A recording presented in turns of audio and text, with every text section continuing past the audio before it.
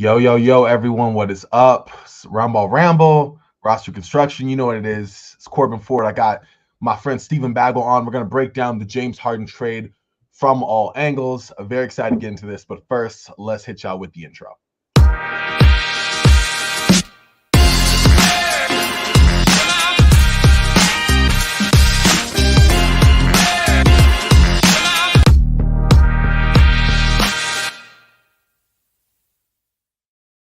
There it is, y'all. What is happening? Thank you for joining us here today live in a random kind of impromptu live. I hit up Stephen, I want to say about an hour ago about going live. Is that right? Yeah. Something like that. So here we are. I mean, it came out of nowhere, much like the James Harden trade came out of nowhere. I literally woke up to it, a little TMI, but got up early in the morning, had to go use the restroom, grabbed my phone, just looked up, and I saw James Harden to the Clippers, and I was like, wait, what? And then boom, there it is. It moved in silence. But now James Harden is a Clipper. He goes to the Los Angeles Clippers along with PJ Tucker and Philip Petrusev, yep. Petrusev, there we go. In exchange for Marcus Morris, Robert Covington, Nick Batum, KJ Martin, a 2028 unprotected first-round pick, 2 second-round picks, a 2029 pick, plus an OKC first. So quite the haul, comparatively so, for James Harden. At the same time, not nearly enough, in my opinion. Let me ask you, Steve, what was your first thoughts on this trade? Let's start with James Harden, obviously the Clippers. What'd you think for what the Clippers gave up to get James? What was your thoughts? I think given the Clippers' biggest issue last couple of years that they didn't really have, like that playmaker. Like, yes, they had a whole slew of wing depth and obviously Kawhi and Paul George, but they didn't really have like that lead guard. So that's why I feel like Russell Westbrook was such a revelation for them last year when they got him after he was bought out by the Lakers. And James Harden led the league in assists last year. So from terms of the Clippers, I think they got not only, again, a guy who averaged 20 and 10 last year and led the league in assists, but they got a position in need, really. I'm going to be interested to see how Harden and Russ, how that. Obviously, we've seen that twice before, obviously, in OKC and in Houston. But, it's going to be different. They're two completely different types of players than they were last time they played together. So from a Clippers aspect, I think they did well. I will note that it is interesting. I believe it was Shams Charania reported that Daryl Morey and Lawrence Frank wanted the two to get this deal done. It was Steve Ballmer and Josh Harris, the two owners of the team, kind of, called each other and found a way to get this deal done themselves. And yeah, so from terms of Clippers, I think they did pretty well. Yeah, I definitely agree. I thought this entire time that if it was going to happen, it would have happened this offseason. I thought that the Clippers would eventually fold, trade Terrence Mann. And maybe you know more about this than I do. I did not understand why he was an untouchable player in this. Like, yes, he's a very good role player, like a solid guy. He makes a lot of lineups work for the Clippers, but I didn't think he was like, I don't know, a total non-starter. It felt like, and I know this isn't a perfect comparison, but as a Lakers fan a couple of years ago when the Lakers would hold Taylor Horn Tucker out of any trades, where it's like, yeah, we get it. He's kind of important to the team, understood, but like, is he so much more important than the potential upgrade that they would be getting? Now, in this case, the upgrade is James Harden. Given that they hold his bird rights, but they can't extend him, it looks like it could be like a 1-year deal. So in that case, no, I'd like to hold on to Terrence Mann. However, at the same time, like, would I have been able to keep more of my veteran group? Like, yeah, Marcus Morris, he was already out on the outs with the Clippers since last season. So I get that. But maybe I keep Nick Batum. Maybe, I keep KJ Martin, who I thought would be really intriguing for the Clippers. Maybe a pick or two. I'm not sure. But I thought that since they weren't going to move Mann, this would kind of meander into, the trade deadline or just before it, where finally the 76ers would make a move. But I think James Harden was able to put just enough pressure between missing a flight and showing up and all the impromptu noise that he makes. He does such a good job at this that maybe the 76ers felt like, okay, we're more open to a move, even if it were the Clippers who said, okay, let's get this thing done. There's two components to this that we need to break down. The first one is I don't think Terrence Mann is exactly untouchable to the Clippers due to who he is as a player. I think it's the fact that the Clippers had to give away everything else. I mean, they had to give up a pick swap to OKC to even be able to move the 2026 first because OKC owned it. Mhm. Like, Clippers own nothing from the future. They have no tradable picks now. They traded KJ Martin, so sure. They have maybe Bones Highland and maybe Terrence Mann. That's it. I mean, given the fact that Kawhi Leonard and Paul What a George player combo that would be. both be a great perimeter defender. But both of those guys have player options. They're likely to test free agency. James Harden, again, same thing, going to test free agency. Russell Westbrook on a one-year deal, going to be in free agency. Clippers, yes, I understand pushing all your chips in while this is probably your last shot with Kawhi and Paul George. People don't realize how good Kawhi Leonard was last year. In the 56 games he played after, I think, Christmas or whatever it was, he shot 50, 40, 90. He was legitimately an all-NBA, let's say, second teamer. He didn't make it because he ended up missing however many games at the beginning of the year. But I don't think people realize how good Kawhi Leonard was. So I understand pushing all your chips in. Okay, this is our last shot with Kawhi Leonard and Paul George and James Harden and Russell Westbrook. But they have nothing in the cupboard anymore. Like,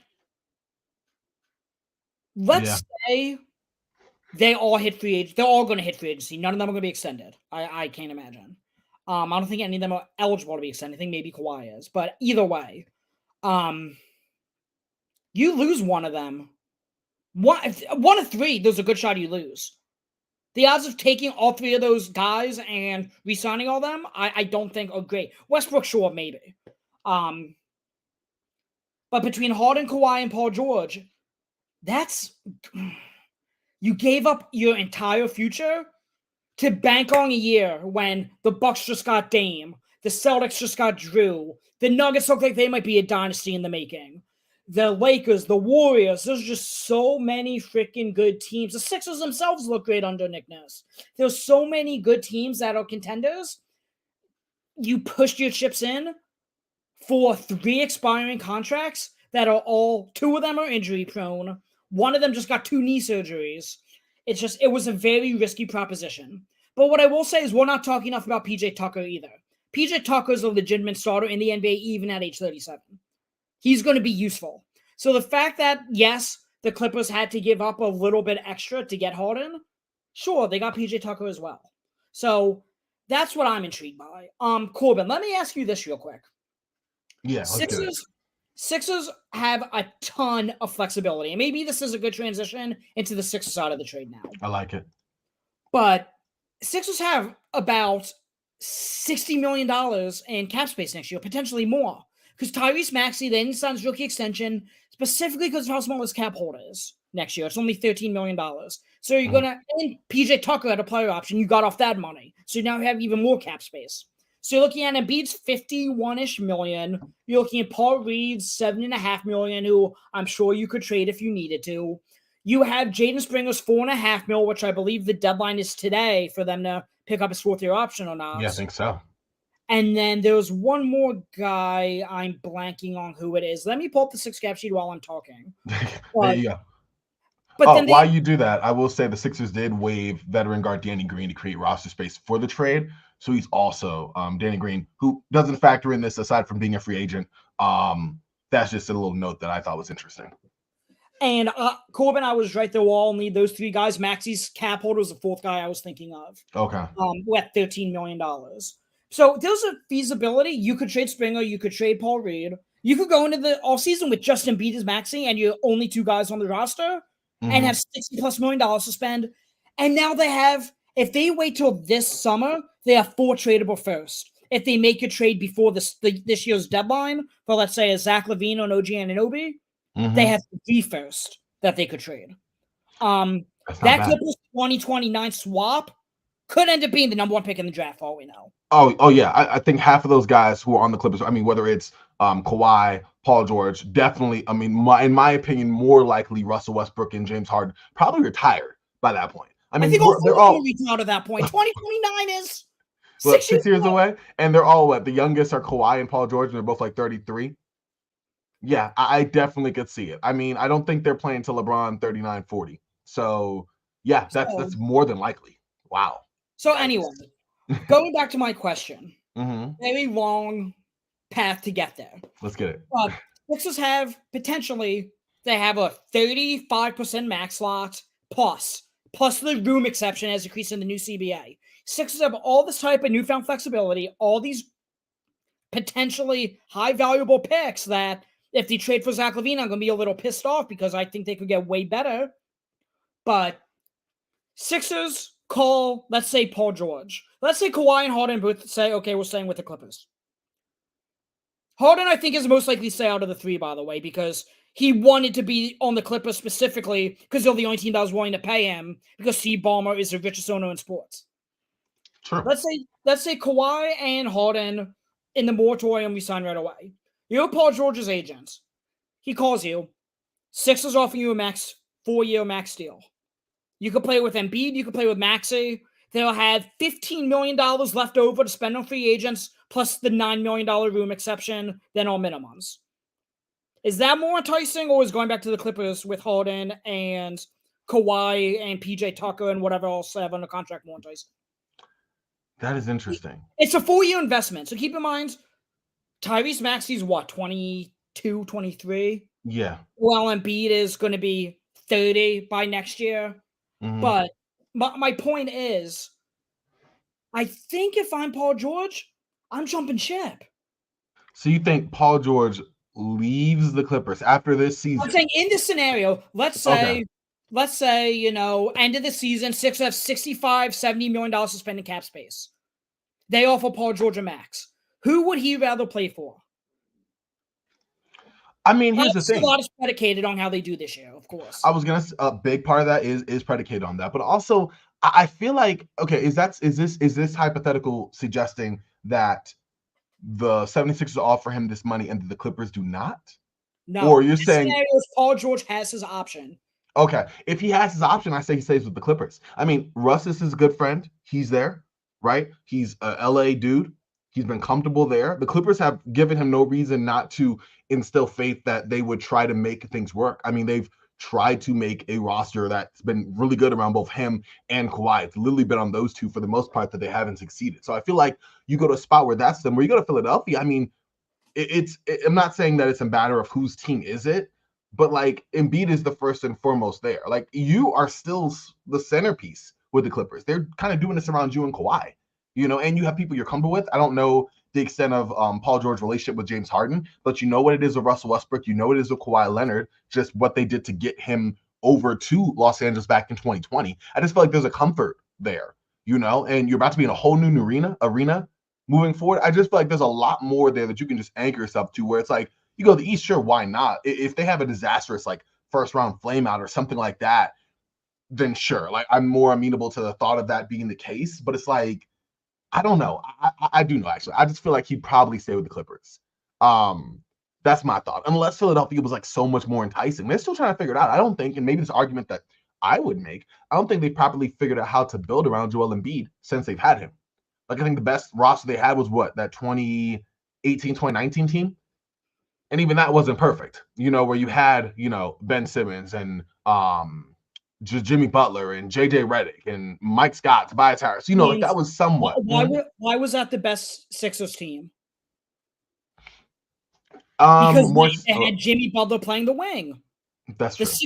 If Sixers get Paul George in between Maxey and Embiid, you have your lead guard, you have your lead wing defender, and you have that reigning MVP.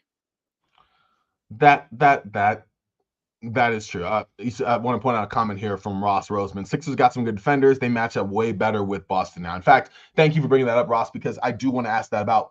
I want to ask about the 76ers specifically to our resident 76ers fan, Stephen here.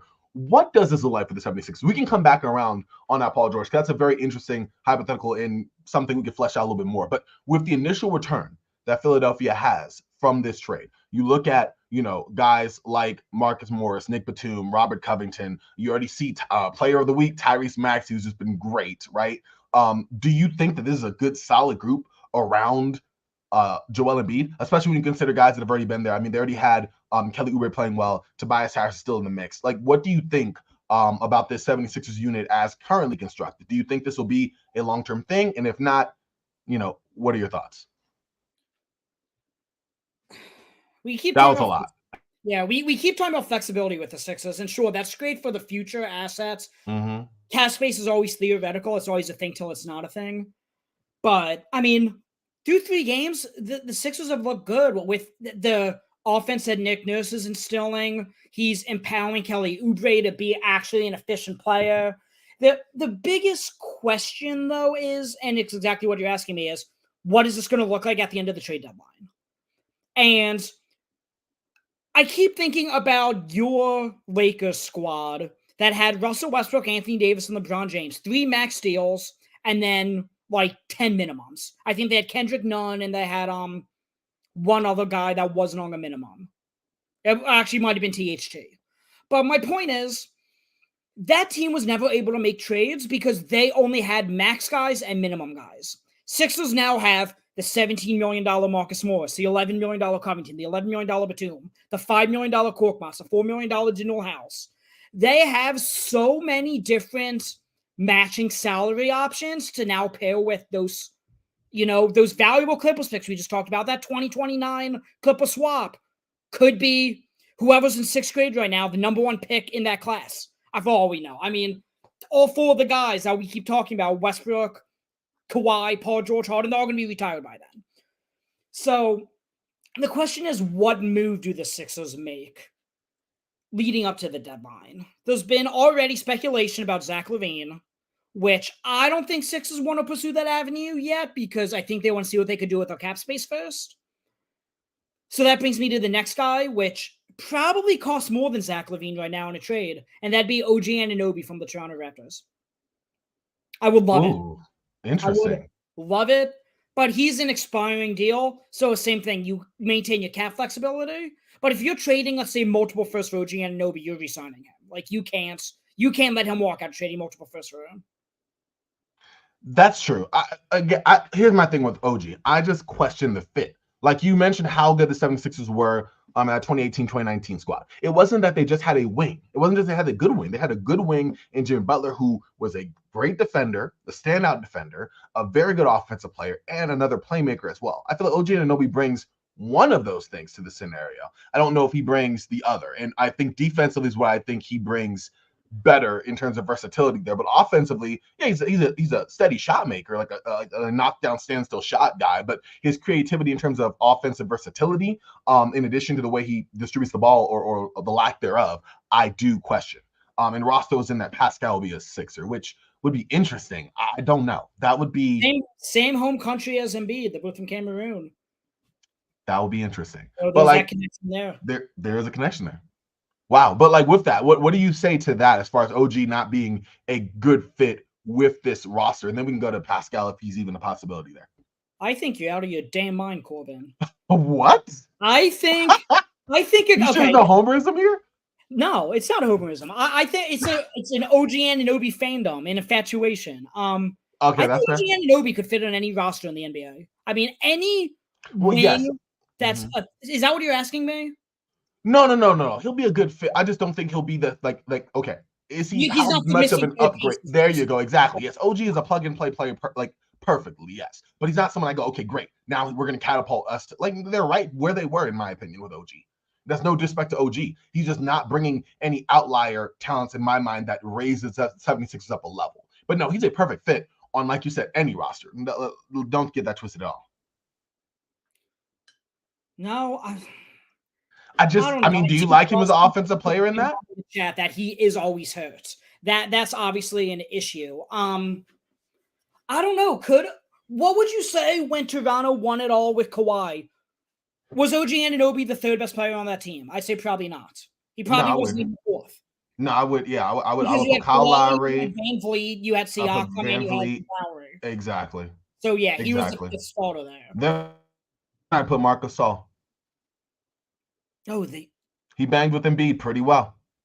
Yeah. And his passing and shot making came in too. Yeah. So then I might put Danny Green. Anyway, I'm just kidding. But anyway, yes. But my point is, at least Anunoby is something that every NBA team needs. He's a 3-and-D wing. And again, Sixers need that desperately. I mean, who do they have on the wing right now other than Kelly Oubre? Tobias Harris isn't a wing. He's been playing the wing out of necessity because they started him and PJ Tucker. Daniel Now, House. yeah, he's barely in the rotation. So that and Yeah. JD Springer, same thing, barely in the rotation. Danny Green, as we talked about, was let go today. Covington at this point is more of a 4. Batum at this point is more of a 4. And Marcus Mhm. Morris has always been a 4. So KJ Martin is a 4. He's athletic enough that maybe he can play a little bit on the wing and defend there. Mhm. But they need to adjust that issue. And I don't think Zach LaVine and that bloated contract would adjust that issue. I think OG Anunoby would. Oh yeah, I definitely would not at all want Zach LaVine there. Like, I mean, mind you, Zach LaVine, him of the 51.0 assist fame this past week. Like, shout out to him. But I just like, will he be a missing piece from a scoring perspective on the wing? Absolutely. But defensively, all the other things probably not. It would be intriguing. Don't get it wrong. Mm-hmm. But let me ask you, do they need more offense? Maxey and Embiid, I know it's only a 3-game sample size. They're both averaging 30 points a game. Let's say Embiid won back-to-back scoring titles. Let's say he averages 31. Let's say Maxey averages 24. Kelly Oubre comes off the bench and averages 17. You need the wing defense. You have Embiid to cover all the big men. You have no perimeter defense right now. You had DeAnthony Melton. He helps, but he can't really cover bigger wings either. So I think that's really what you're like. I would love if the Sixers took all 3 of the tradable picks right now and salary match and got Mikal Bridges. It's not going to happen. But could you imagine? Mikal Bridges would be he would put them over the top. You asked me if OG would. I said I don't know. Mikal Bridges definitely would. A guy like that. Yeah, I would agree. I would like Mikal Bridges to fit here for sure. I don't. And to answer your question about the offense, I think that in theory, on paper, they have enough. But like, I thought that they had a really good roster offensively last season with James Harden and Tyrese Maxey. In the playoffs, we saw what happened, right? Like, it gets a little tougher. It's hard to play inside out or even involve Embiid as much. And mind you, as a focal point in general, it's harder because it does make the floor, more cramped. Like, it's hard to adjust playing out of that. But you need, in my mind, dynamic offensive like creation. I think James Harden did a really good job in terms of playing in tandem with Embiid and also having moments where he took over individually, that offensive brilliance that we saw. But he isn't that guy. He hasn't been the James Harden of 2016 to 2020 for almost 4 years now, right? So it came and went. We saw some big games he had in the semifinals against the Celtics, and we also saw some big games for the other reason where he just didn't have it. You know what I mean? So like, I think that Tyrese Maxey brings a certain element of that in terms of from scratch offensive creation where you could just go get a bucket on your own. Kelly Oubre probably provides that in spurts, right? He's feast or famine for sure. And then after that, who else? Like Tobias Harris, in my mind, is not that guy. Like you can give him the ball in a situation that a quick post up, a catch and shoot, like those types of things, but not like, okay, time to get us a bucket. We've seen that show before. It's not a very good one, right? And then like, who else do you go to for that? I don't know. But I suppose my point is when you have those 2 guys in Embiid and Maxey, I just don't know how big of a need that is to have more shot creation. Well, when the playoffs come and you are more funneled into Embiid and Maxey, then who do you go to? Because we see Embiid every playoff. Like, I get he doesn't perform well in the playoffs, but also like he's taken almost entirely out of it. I think Maxey's a very good player. Maxey's taken a step up this season for sure, but we saw him last year too. Like, defenses focus their attention on the focal points. You have no one else really outside of Embiid and Maxey to consistently bring you offense. So you focus on those two.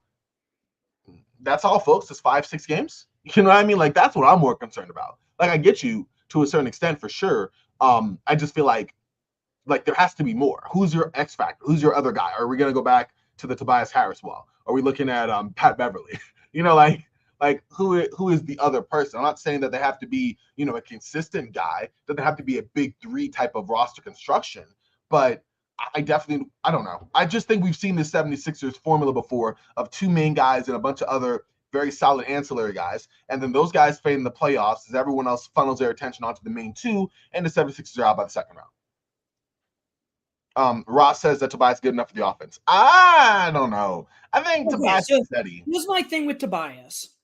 Tobias Harris is a very efficient player. We've seen him float with 50, 40, 90 in multiple seasons. The issue is you don't want the ball in Tobias Harris's hands a whole lot. And Corbin, I think that's what you're getting at. I think that's where you and Ross in the comments sounds like a great guy disagree. The fact that You're talking about the shot creation. And I think in terms of just offense, I think Tobias is fine being the third guy. But he may need, a playmaker like Maxey to help him set up that catch and shoot or whatever it may be, that post stop, whatever it may be. But Joel Embiid is one of the best shot creating centers we've ever seen. I mean, yeah, aside from like a guy called Nikola Jokic, right? Well, Like, Jokic I'm being is more funny. of a playmaker than he is a shot creator for himself, though. I'm being funny, but yes, of course. But I'm saying in terms of pure shot creation for themselves, Joel Embiid is up there with Hakeem Olajuwon.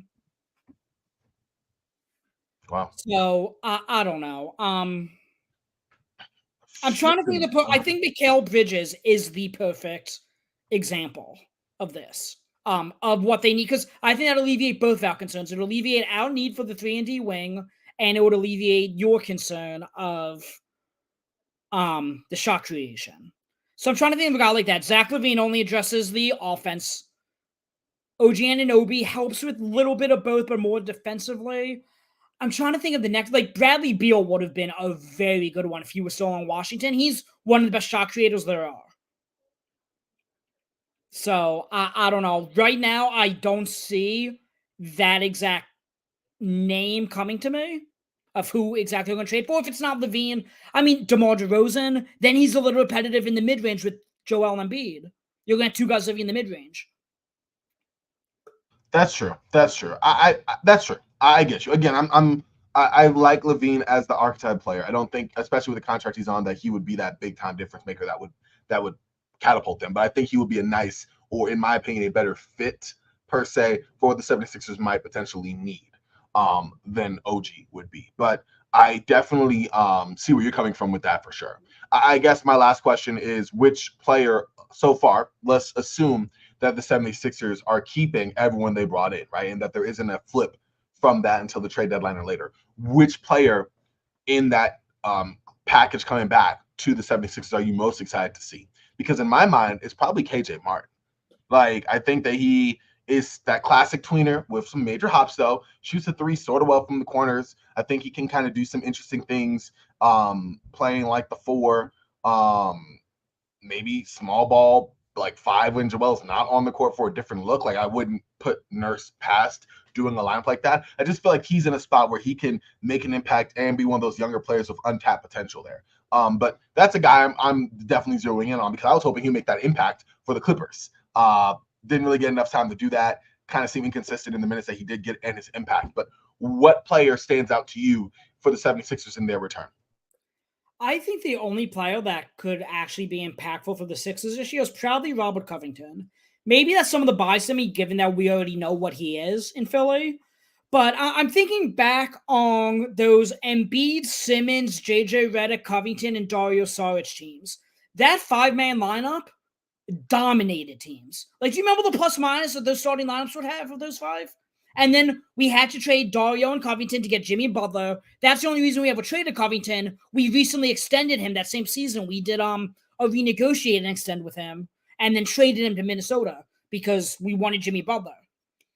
But again, I can't a 3-and-D big wing, and I know Covington's he's 34 now, he's older, but I think he's going to fill in admirably for PG. Who's going to be the fifth starter? Let me ask you that. For the Sixers, you have Embiid, Maxey, Melton, and Tobias. Who's going to be the fifth guy? I'll put Covington. Okay. I put Covington. I feel like Covington, I mean, you're starting PJ Tucker, right? Like, Covington brings you a little bit of what PJ Tucker brings in terms of defense. Like, I think, actually, I think Covington and PJ, I feel like Covington's probably, I don't know, how would you rate Covington and PJ as defenders? Oh, by the way, Ross said that he would have Morris starting. I would give Morris, I mean, Morris might stand out eventually, but he was just completely out of the Clippers rotation. I don't think he goes like from completely out the rotation to immediately starting for the 76ers. I just don't see that. I think Covington. I think the issue with Morris is that him and Tobias are pretty repetitive. They're similar height, similar size, similar games. That's what I think the issue is more. I think Marcus Morris in his prime is a poor man's Tobias Harris. That's what I think it is. Interesting. I mean, not that poor of a man. Like, maybe middle class. I mean, I'm about to say they're pretty similar. They on the same block, yo. But my point is, I already forgot how we ended up on Oh, this. we were But talking about the starting the fifth player. yeah, I think it I has to think be Covington Covington. and And PJ are comparable defensively. if it's not Covington, it's going to be Batum. In terms of how they compare defensively, Covington's more of a team defender. I think PJ Tucker's a better man to man. So that's where they differ. I mean, There you we go. saw during that Denver game last year, they threw PJ Tucker on Jokic, and PJ did. We won that game because not shut down Jokic. There is no shutting down Jokic, Mm-hmm. but we won the game because PJ Tucker was able to slow Jokic down on what he does in the post. Yeah. No, So that's true. so in I terms of agree. that, I would rather PJ Tucker. But in terms of help defense, weak side rim protection, everything like that, I'm going with Robert Covington. So I think the Mm-hmm. combination of Covington and Batum and probably a little bit of KJ Martin at the 4 as the energizer, with Tobias and Kelly Oubre playing the wing. Maybe you throw in some Jaden Springer. You probably throw in some Daniel House, like we talked about. And then you have DeAnthony Melton, Pat Bev, and Tyrese Maxey all playing the guard position. Mm-hmm. I mean, Sixers suddenly became one of the deeper teams in the NBA. That's true. And as I said, they have those mid-tier salaries. You throw Morris's $17 million and Batum's $11 million to go get a $30 million guy, attach a few picks to. I mean, there's just so many avenues and so many more options for them now compared to how they were strapped before with Harden. Yeah. Yeah, I think the flexibility is the biggest thing, especially for the risky gambit that the 76ers are trying to pursue in free agency, which we'll see how that looks. But in the short term, no, I think Covington starts. I think that he is somewhat comparable to Pete Tucker defensively, maybe more of a focus, like you said, on team defense than man-to-man. But I think at this stage of his career, I think it's pretty easy to say Covington brings more offensively to PJ Tucker. PJ Tucker was going whole games, not taking a shot, right? Covington will, shoot that three. He can attack, close out. He can keep the ball moving. I don't think I see Batum starting. I feel like Batum definitely is at the end of his rope career-wise, and still a solid shooter, still a solid passer, but more in that 15 to 20-minute stint. Like if he can do that, kind of, keep things going, come in as that backup for, play the three once in a while. Like I think he will be solid in that capacity. But yeah, again, I look at KJ Martin. He's bigger than his size. His athleticism will be something that I think will be a good welcome addition to Philadelphia. If he can get his three ball kind of consistent, that'll be even better. But I like him, and I think he'll have the opportunity as well. And also, like, imagine him in a Maxey pick and roll. Like, that'd be kind of nice. Just saying, that kind of has some potential there. But 76ers, they're definitely interesting. I think they're the more interesting of this trade, ironically. But let's go to what most people see as the more interesting part of that. And that is, of course, Los Angeles Clippers. What does this look like for the Clippers, Steven?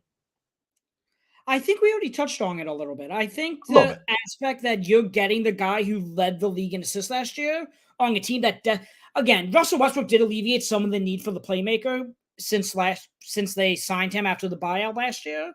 But now you have two elite playmakers with two elite wings and a whole bunch of forwards. I mean, even after they got rid of those three, or those four actually, in terms of Morris, Covington, Batum, and Martin, they now have PJ Tucker coming off the bench. They have Terrence Mann, who they were initially going to start at the 4. Terrence Mann started games for them in point guard last year, and now they said they were going to start him at power forward on opening day before an injury. So I still think the Clippers are pretty deep. Obviously, they have Bones Highland, looks like a great microwave score off the bench. They had Mason Plumlee and Zubac. I mean, this team is still deep.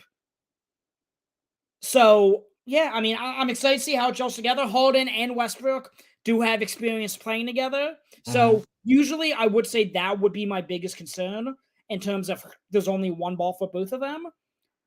But I feel like people in Philly media have given Harden a pretty bad rap, given the trade request. But people forget how good James Harden. I mean, the only reason we went to 7 with Boston, I know we lost game 6 and 7 partially due to Harden disappearing, but we never would have gotten there if we didn't win game 1 and game 3 with how well Harden played, dropping 40 points in each of those games, over 40 points in each of those games. And when he averaged 20 and 10 last year, led the league in assists, Sixers fans wanted him to make the All-Star team. They were pissed when he didn't. He was invited to the All-Star team and declined as an injury replacement. They were mad he didn't make All-NBA third team. I mean, James Harden was a good player last year, and people forget that. So if you have a healthy Paul George, healthy Kawhi Leonard, and healthy James Harden, how do you say, again, Kawhi Leonard was phenomenal last year. In the final 50 games of the year, Kawhi Leonard was a top 10 player in the NBA like he's always been. If those three are healthy, and do you remember how good Kawhi was in the playoffs last year in those first 2 games against Phoenix? Yeah, He was unreal. he was unreal. He was. There is no denying the impact that Kawhi Leonard brings to the table when he's healthy, right? What? There's no denying the impact that Paul George can bring, right? The problem is that we've had 4 seasons now of a sample size of going to the postseason with either one or the other or neither when they need it the most. Then let me ask you 2 questions. My first question is, where do you currently rank the Clippers in the West hierarchy? That's question 1. My second question is, if I guarantee you a full bill of health in a playoff run from all those guys, then where do you rank them in the West hierarchy? Yikes. I mean, listen, I probably rank them.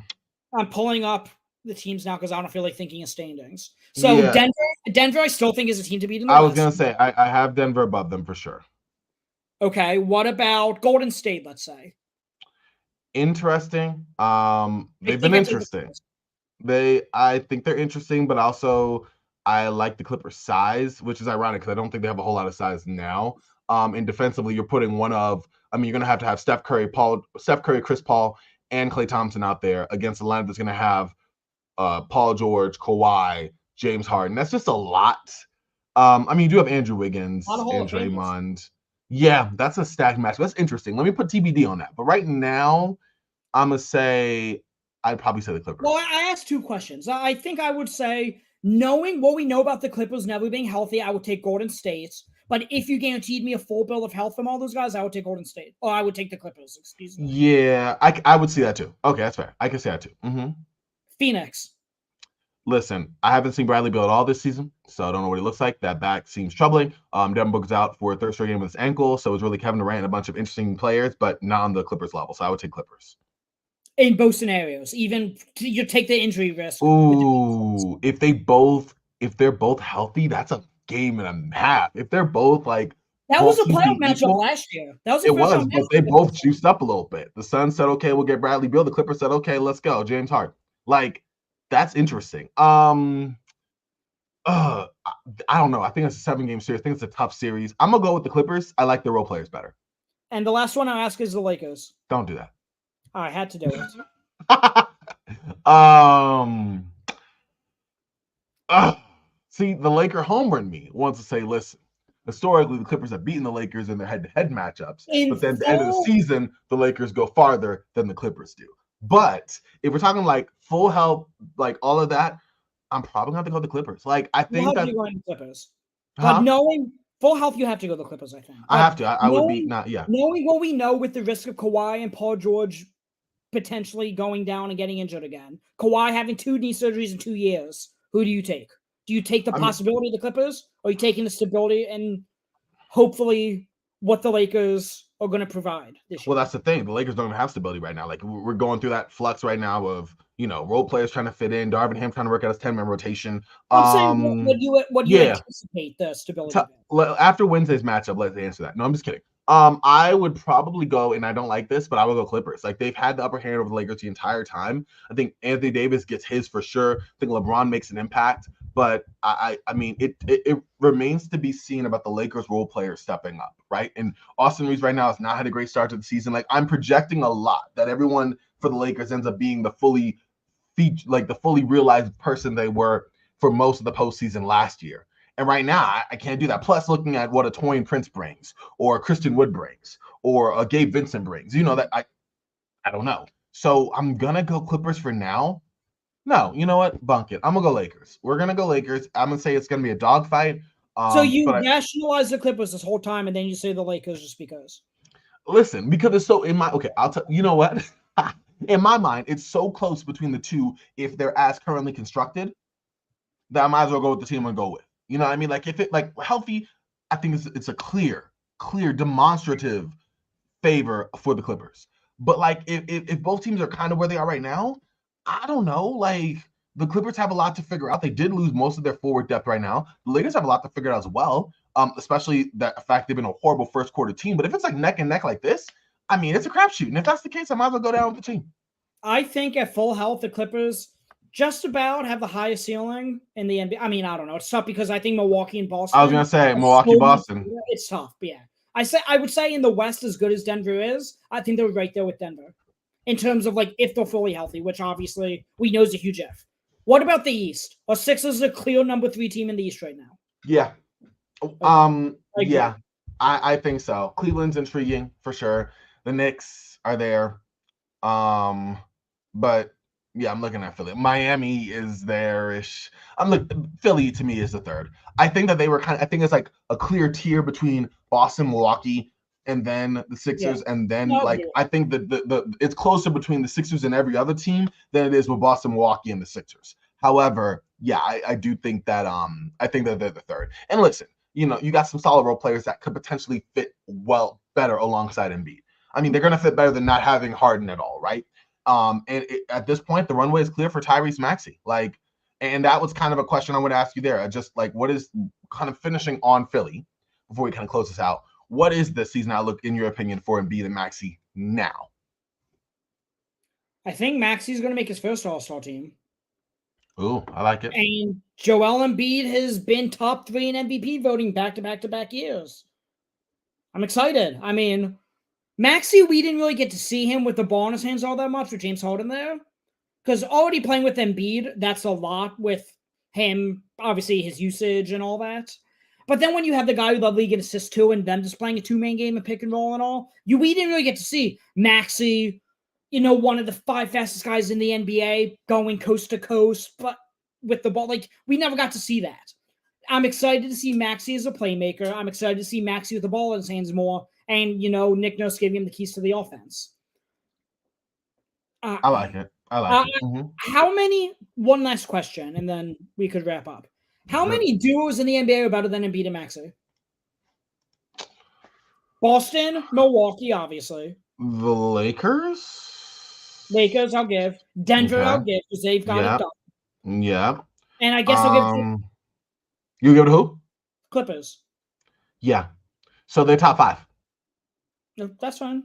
Top 5 ain't bad at all. Like, top 5 ain't bad for a do it all. And given Maxey's only gotten better, and Embiid also has gotten better still, even as he's turning 30 years old. Mm-hmm. There's still some more upside there. Yeah, particularly on Maxey's part, more so than and now Embiid's, again, they have the assets to get another deal done. They have the mid-tier salaries, they have the picks, and they're going to have the cap space this summer. They have a whole bunch of options. They do. No, that's true. What is the percentage? Oh, we forgot about Phoenix too. Phoenix. Oh, geez. Well, that's not even really a duo. I guess it's a duo of which 2 of the 3 will be healthy. Bradley Beal has never played a game for the Suns, so yeah. So I guess it's Durant and Booker, and Booker's been injured for most of it too. So they're in the top 10. I'm gonna put Phoenix 6 because you never know which 2 of the 3 will be healthy at any one time. Well, then I'm putting the Clippers there with them. That's fair, but the Clippers at least have given you something this season. It's been 3 games. I mean, we're going off of okay, but I'm saying if we're going off of duo, I get it. You get what I'm going with. But no, I get you. I mean, hypothetically speaking, then yeah, I don't know. I guess you're right. Let's put them in a tie. Let's put Phoenix and the Clippers in a tie for fourth. We forgot about Dallas too, Luka and Kyrie, but I think I take Embiid and Maxey over them anyway. I probably would as well. I like Luka and Kyrie, but I probably would as well. But yeah. Last thing before we close out here, do we have any closing thoughts on this? I think I'm very intrigued to see the Clippers. This all of a sudden, this in-season tournament is going to look a lot more interesting to me. Just seeing how the Clippers roll with this, right? In Philadelphia, I want to see what is in the mind of Daryl Morey. Is he going to give this a shot? Is he going to run this through, to mid-season and go, okay, these guys don't have anything in the tank. Like, let's make a move. Is he going to say, hey, like, Embiid, listen, we're just going to run this through. You're going to let these guys get off the books, go into free agency with a boatload of money, and try to make a better move there, or try to take the picks, and we can trade the 4 first-round picks in the offseason and try to trade for an impact player. Like, I want to see what Morey does with the 76ers from this point on, because right now it seems like you said this was made for flexibility, this was made for depth, but really just role players, like flexibility financially and then role player depth. But you're not getting an impact player. It's really still on the same 2 players it was from the beginning, Joel Embiid and Tyrese Maxey. So I just want to see what Philly does moving forward with that group. Aside from that, for the Clippers, listen, it's going to be a lot of fun. But again, who's going to be healthy? How's it going to work? I've heard Harden. It's like, oh, the Clippers finally got their point guard. I thought Russ was doing quite well. I mean, I just thought that was decent. So is Terrence Mann coming off the bench? Is Russ coming off the bench? How is it going to configure? Harden's been used to having the ball in his hands. He's also going to have to play some level of defense, because you're not getting nights off in the West if you thought you were in the East, right? Also, what physical fitness is he in? Injuries are almost certainly going to be a factor. There's a lot of questions on both sides, but both teams have gotten a lot more interesting to me. And also the West. I said this before. I wrote a little Facebook article, old school, just of all my thoughts on like a dump. And I said, like, it's going to be, we already knew it was going to be utter bloodbath, but we know for a fact, like, it's about to be a whole new ball game.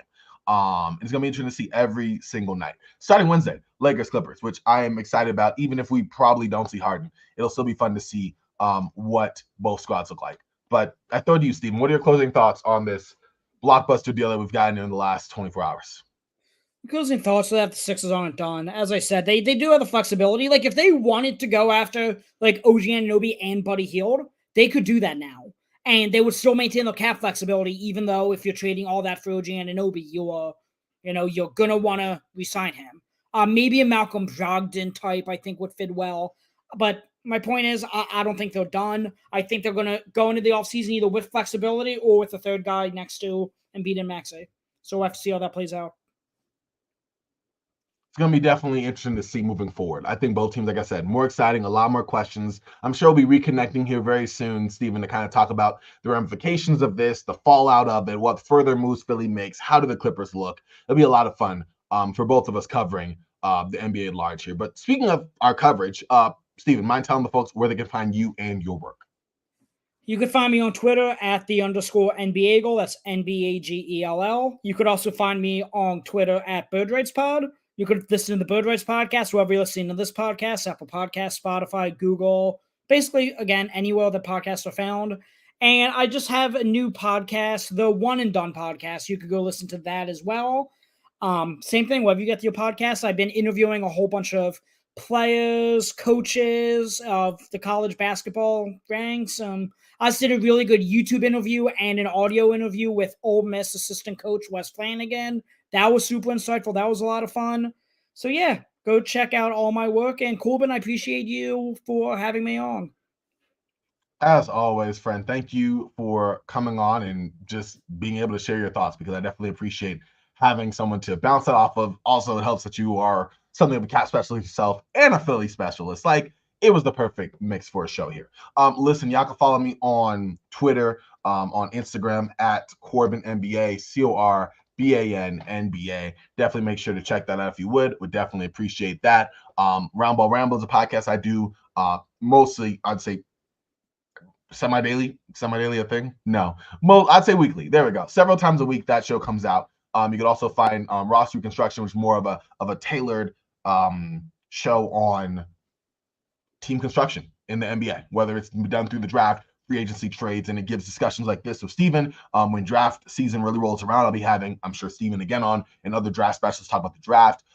Trade deadline is going to be big. And that actually will be found but not only on its own independent feed, but you can also find it on the Swish Theory podcast feed. So definitely make sure to check that out there as well. But listen, y'all, this has been another fun one. I'm going to do a lot more lives like this in the future. Hopefully a little more planning in advance on my end. But Steven, thank you again as always for coming on, my friend. I appreciate it. For Steven, for myself, we are Frosty. Y'all stay frosty. And I'll talk to y'all real soon.